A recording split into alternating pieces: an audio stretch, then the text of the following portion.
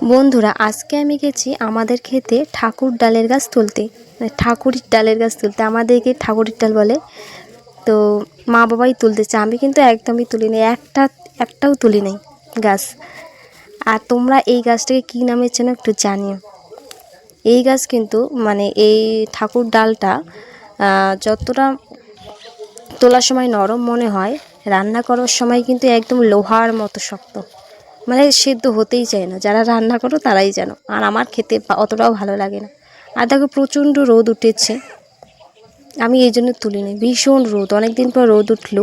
এতদিন কিন্তু প্রচণ্ড পরিমাণে বৃষ্টি ছিল, তো ভীষণ রোদ উঠেছে, সেই জন্য আমি কোনো কাজ করিনি, মা বাবাই তুলেছে। আর দাদা ওইদিকে অন্য কাজ করছিল, পটলের গাছ ঠিক করছিল।